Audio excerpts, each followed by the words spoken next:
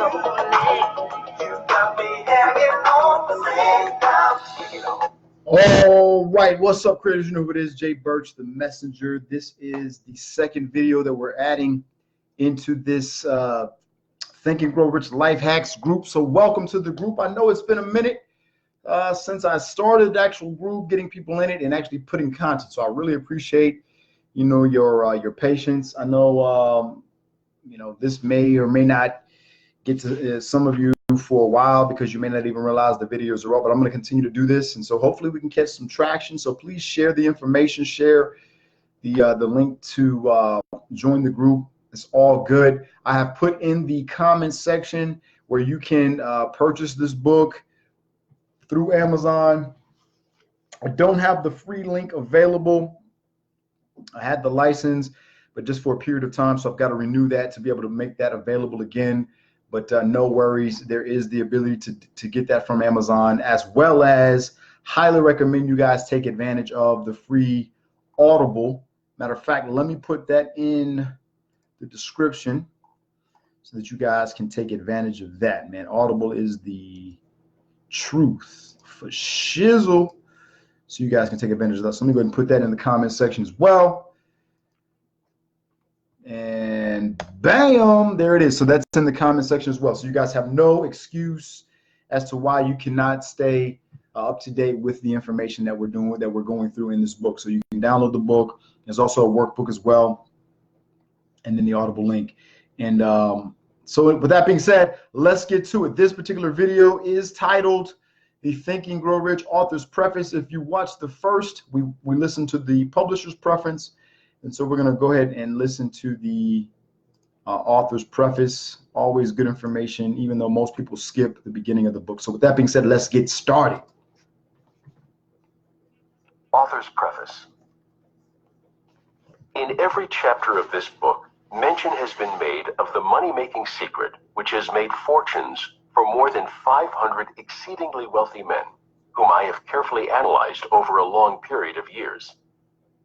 The secret was brought to my attention by Andrew Carnegie more than a quarter of a century ago.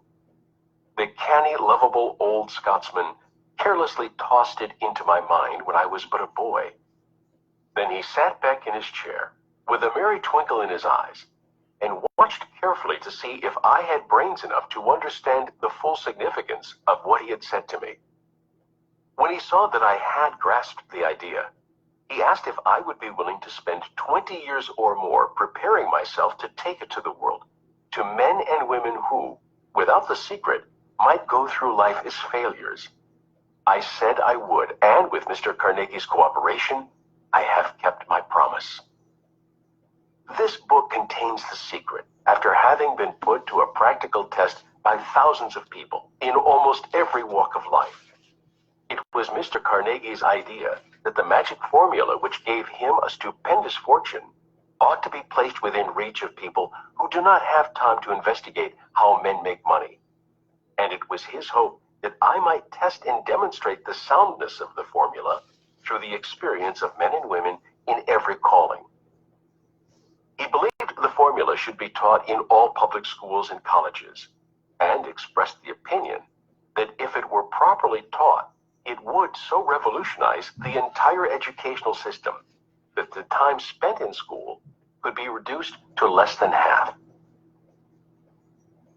His experience with Charles M. Schwab and other young men of Mr. Schwab's type convinced Mr. Carnegie that much of that which is taught in the schools is of no value whatsoever in connection with the business of earning a living or accumulating riches.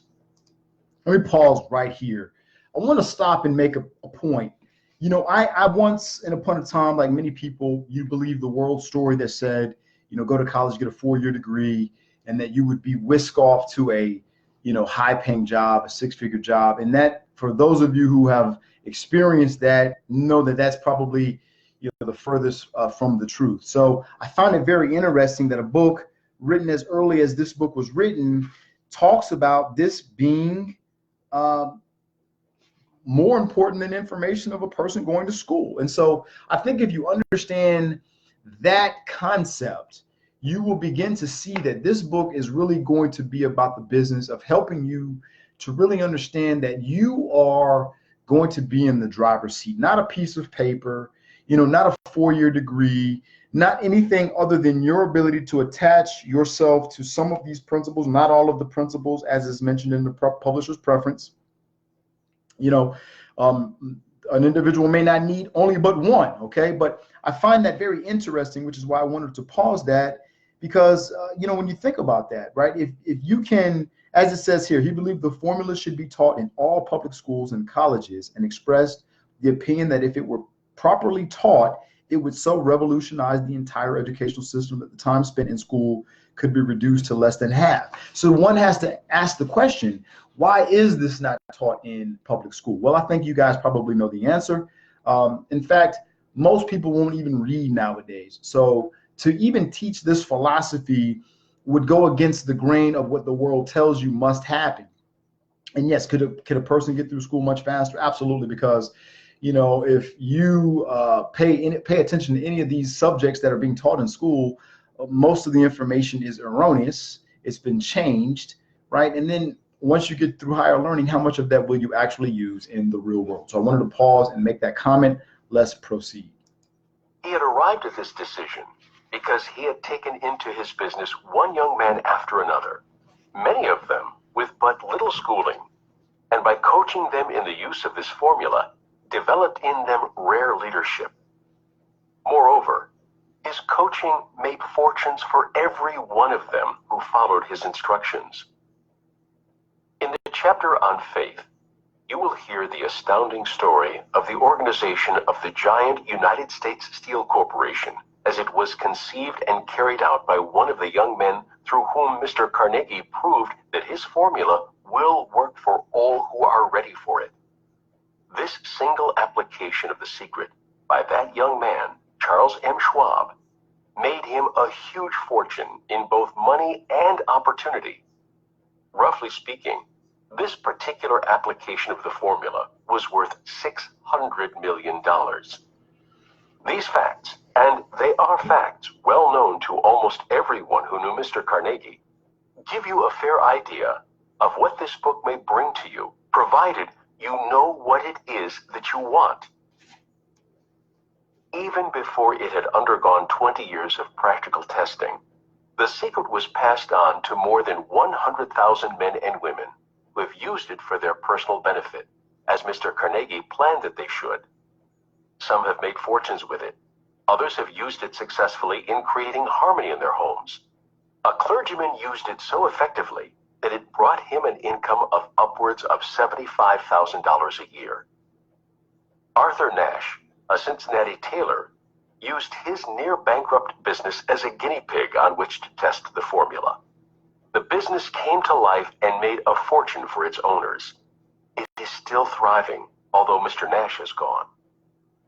The experiment was so unique that newspapers and magazines gave it more than $1 million worth of laudatory publicity. The secret was passed on to Stuart Austin Weir of Dallas, Texas. He he was ready for it, so ready that he gave up his profession and studied law. Did he succeed? That story is told too. I gave the secret to Jennings Randolph the day he graduated from college, and he has used it so successfully that he is now serving his third term as a member of Congress, with an excellent opportunity to keep on using it until it carries him to the White House. While serving as advertising manager of the LaSalle Extension University, when it was little more than a name, I had the privilege of seeing J.G. Chapline, president of the university, use the formula so effectively that he has since made LaSalle one of the great extension schools of the country. The secret to which I refer has been mentioned no fewer than 100 times throughout this book. It has not been directly named, for it seems to work more successfully when it is merely uncovered and left in sight, where those who are ready and searching for it may pick it up. That is why Mr. Carnegie tossed it to me so quietly, without giving me its specific name. If you are ready to put it to use, you will recognize this secret at least once in every chapter. I wish I might feel privileged to tell you how you will know if you are ready, but that would deprive you of much of the benefit you will receive when you make the discovery in your own way. While this book was being written, my own son, who was then finishing the last year of his college work, picked up the manuscript of Chapter 2, read it, and discovered the secret for himself. He used the information so effectively that he went directly into a responsible position at a beginning salary greater than the average man ever earns. His story has been briefly described in Chapter 2. When you hear it, perhaps you will dismiss any feeling you may have had at the beginning of the book that it promised too much.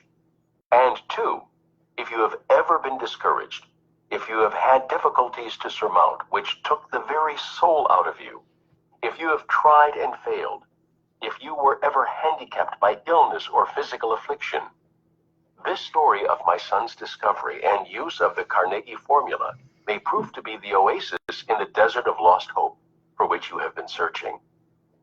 This secret was extensively used by President Woodrow Wilson during the World War.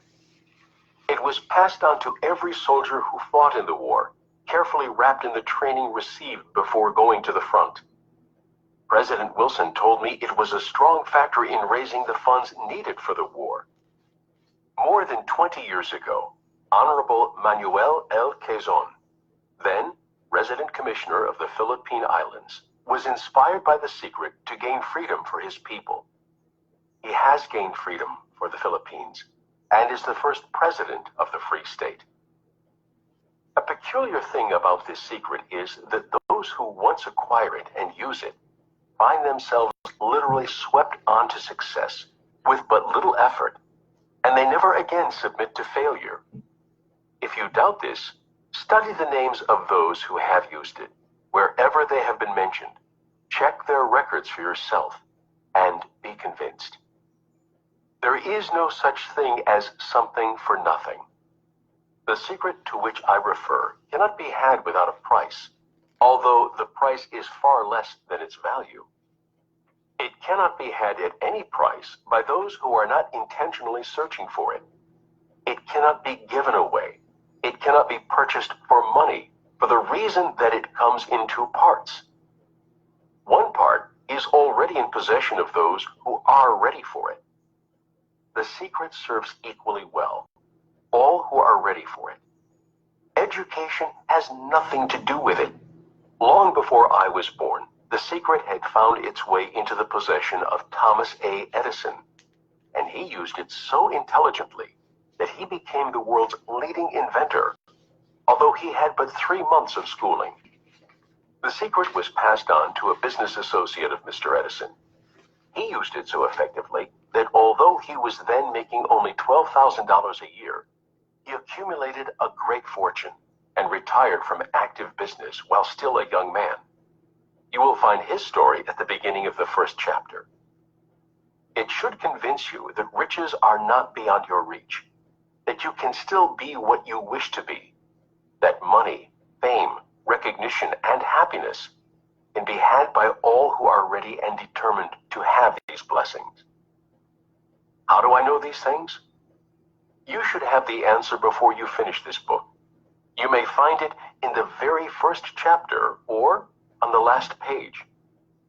While I was performing the 20-year task of research, which I had undertaken at Mr. Carnegie's request, I analyzed hundreds of well-known men, many of whom admitted that they had accumulated their vast fortunes through the aid of the Carnegie secret. Among these men were Henry Ford, William Wrigley Jr., John Wanamaker, James J. Hill, George S. Parker, E.M. Statler, Henry L. Doherty, Cyrus H.K. Curtis, George Eastman, Theodore Roosevelt, John W. Davis, Albert Hubbard, Wilbur Wright, William Jennings Bryan, Dr. David Starr Jordan, J. Ogden Armour, Charles M. Schwab, Harris F. Williams, Dr. Frank Gunsolis, Daniel Willard, King Gillette, Ralph A. Weeks, Judge Daniel T. Wright, John D. Rockefeller, Thomas A. Edison, Frank A. Vanderlip, F. W. Woolworth, Colonel Robert A. Dollar, Edward A. Filene, Edwin C. Barnes, Honorable Jennings Randolph, Arthur Nash, Arthur Brisbane, Woodrow Wilson, William Howard Taft, Luther Burbank, Edward W. Bach, Frank A. Munsey, Albert H. Gary, Dr. Alexander Graham Bell, John H. Patterson, Julius Rosenwald, Stuart Austin Weir, Dr. Frank Crane, George M. Alexander, J. G. Chapline, Clarence Darrow. These names represent but a small fraction of the hundreds of well-known Americans whose achievements, financially and otherwise, prove that those who understand and apply the Carnegie secret reach high stations in life. I have never known anyone who was inspired to use the secret who did not achieve noteworthy success in his chosen calling. I have never known any person to distinguish himself or to accumulate riches of any consequence without possession of the secret. From these two facts, I draw the conclusion that the secret is more important as a part of the knowledge essential for self-determination than any which one receives through what is popularly known as education. What is education anyway? This has been answered in full detail. As far as schooling is concerned, many of these men had very little. John Wanamaker once told me that what little schooling he had, he acquired in very much the same manner as a modern locomotive takes on water, by scooping it up as it runs. Henry Ford never reached high school, let alone college. I am not attempting to minimize the value of schooling, but I am trying to express my earnest belief that those who master and apply the secret will reach high stations, accumulate riches, and bargain with life on their own terms, even if their schooling has been meager. Somewhere, as you listen, the secret to which I refer will jump out and stand boldly before you, if you are ready for it. When it appears, you will recognize it.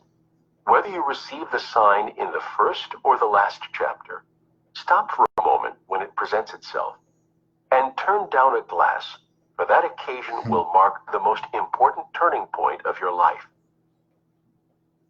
We pass now to chapter 1, and to the story of my very dear friend, who is generously acknowledged having seen the mystic sign, and whose business achievements are evidence enough that he turned down a glass.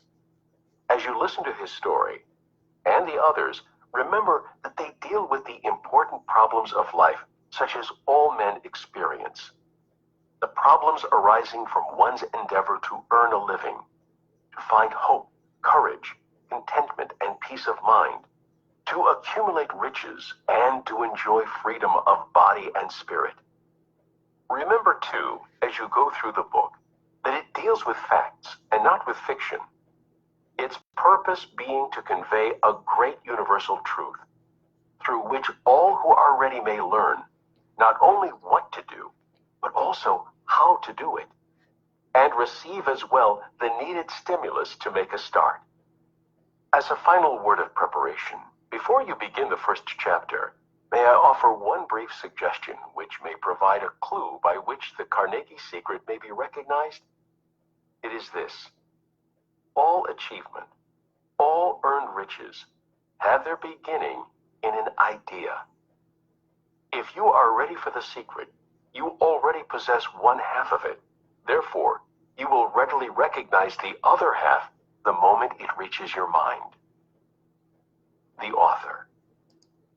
Okay, interesting, right? So much longer reading on this, but it's from the author. And if you think back, right, it said, you know, wherever these names are mentioned, go and do your research. But all of them have said, all of those names that were mentioned, that they owe it to the Carnegie secret. So again, it makes reference to education. We know that education doesn't have to necessarily be the only way to success. In fact, some dropped out of high school. You know, Ford is the example of not even having a high school education, but we all know that Ford, that you know, vehicle that exists, right, it came from an idea. So this right here should give you some real like outlook, a positive vibe that says, man, you know what, as we continue through listening to these chapters, that the secret will jump out. But now here's the thing, you've got to be ready. As the book mentioned, those who are ready for the secret will find the secret. So are you going to invest your real energy, your time to understand what this book is about? All of the research, all of the money, as I mentioned earlier, you can't even duplicate this. And when this book came out, it said no less than $100,000, and that was back in the 30s. So just imagine what that looks like today in terms of cost, right? And so, you know, the question is, are you ready to learn the secret? Are you ready to follow in the paths of all of these names that were mentioned? They're no better than you. They're no better than you. It's just they had an idea. They believed that there was something greater out here. They understood that if other people were able to succeed, I can succeed too. But they're following a blueprint that already existed, that someone else had created, that they said, man, this person created millions of people, or I should say hundreds of people, to become millionaires. You could be the same person. So the goal in this is to, as we're approaching chapter 1, to really think about where you are in your life right now. You know, I really believe that if the story that's told was different, that, hey, listen, if you have an idea, if you have a passion, a desire, a faith, some of the principles that we're going to discuss, that's all you need. That's all you need. But see, I understand how this works now. You know, a lot of people are programmed and don't understand that they're programmed. They believe that, you know, hard work, 35, 40 years at one company to only retire, to have to live a budgeted life, that's what it is. But listen, that's the furthest from the truth. And so I hope you guys really take advantage of this book as we start to dive deep. So the next will, of course, be chapter 1, where we're going to dig into that first principle. And if you have not already purchased the book, go ahead and grab that in the comment section. The Amazon link is there. There's also a workbook that you can use along the way. In fact, we're going to do more work inside of the workbook with this group specifically. So if you're seeing this on YouTube, it's just me posting it on YouTube or Instagram or a general Facebook. But if you really want to get down and dirty and you really want to learn what this book, the skills and all the things that come along with this, then I definitely highly suggest you get the workbook as well. And then also grab the Audible. So, you know, as you're driving to work or on your break or whenever that is, you can listen to these chapters again and again. And when we really get into the group discussion, which I'm going to be putting out a specific link. We'll probably do Zoom, where people with video can get on. Zoom allows for a large amount of people at one time. And we're really going to have more of a discussion than anything, specifically using the workbook. So please, you know, share the information, you know, but dig deep. You owe it to yourself. You deserve this. You owe it to yourself. What are your desires in life? Do you find that getting up and going to work, that that's not for you, but you're just doing it because you don't know what else to do, or you're just following the mass consciousness, the mass movement, which everybody just gets up and goes to work? But what you got to understand is, even if you're doing that, you should be doing that because it's a part of a plan. And if you don't have the plan, the problem is you're just going to find yourself doing something for the rest of your life with no real personal gain, right? What are you doing it for? And that is where this book, Think and Grow Rich, it's all on you, my friends. Nobody else is to blame. Nobody else will be able to blame. There's no excuse that one can give because you just weren't willing to do the work. The question is, are you willing to do the work? Are you willing to sacrifice your time, to control your thought process, to think and grow rich, right? And that's what this book is going to give you, those principles to be able to do. And not all principles will you need, but if you can attach yourself to the secret, find out what that is, and if you're really looking for it, it'll pop out in one of these chapters. And when it does, as it says in the author's preface, turn down a glass, right? Turn down a glass of celebration. So with that being said, I'll see you guys in the next live video, which will be chapter 1. And that's going to be, again, the introduction, as we're going to see here. All right, so I'll see you guys soon. Peace and blessing. I'm out.